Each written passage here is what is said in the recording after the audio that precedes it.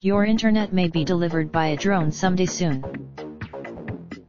A rendering shows the HAWK-30, a drone developed by a joint venture of AeroVironment and SoftBank.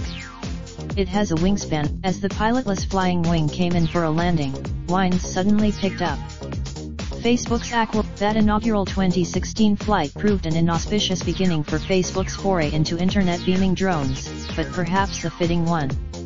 2 years later, since then, companies such as Amazon.com and SpaceX have made big investments in providing internet service around the world with thousands of small satellites.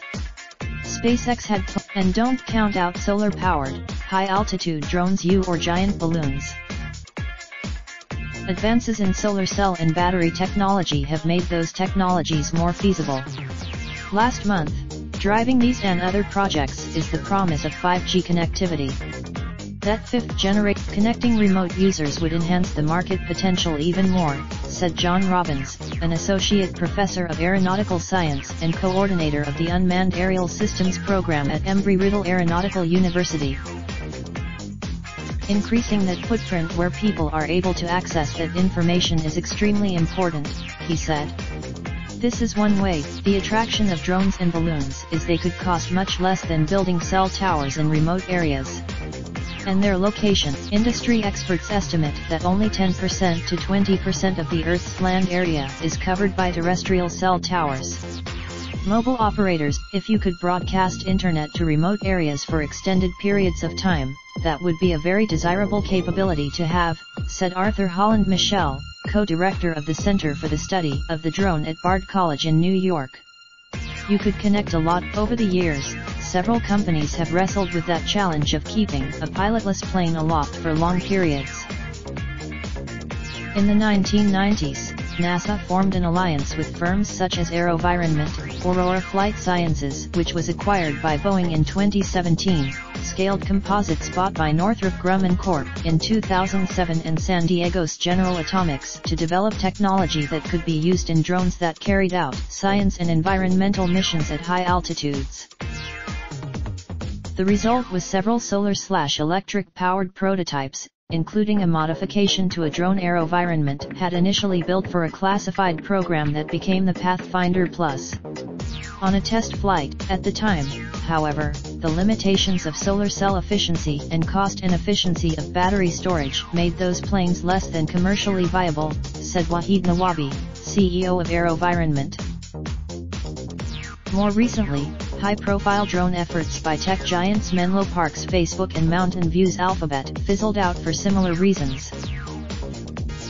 Last year, after Facebook ended its efforts to create an internet beaming drone, the company declined to say how much it spent on the project. It chose to work with Airbus and other partners. After Alphabet shut down its solar broadband drone project, it switched its focus to balloons. Its Loon subsidiary, Loon's tennis court-sized balloons, have already flown more than 18 million miles, and were used in Puerto Rico for 6 months after Hurricane Maria in 2017. The typical balloon. Last month, the SoftBank and AeroVironment joint venture HAPSMobile said it would form a strategic relationship with Loon that came with a $125 million investment from HAPSMobile. Drones could be easier to control and direct than balloons, analysts said. Improvements in energy carrying capacity and costs of solar cells and batteries can be seen in AeroVironment's latest drone, the HAWK-30.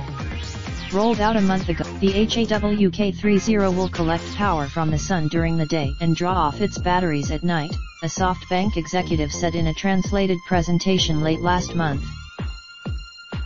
AeroVironment declined to say whether the HAWK-30 drone has made a first flight, or what its timeline is for making such a flight, citing competitive reasons. But the fundamental challenge in making those systems work is to balance aircraft weight, endurance, and power consumption. I think there's a lot. Holland Michel was more cautious. SoftBank, it really is anyone's guess whether this is the time that they'll actually crack the code, he said. Samantha Masanaga is a Los Angeles Times writer.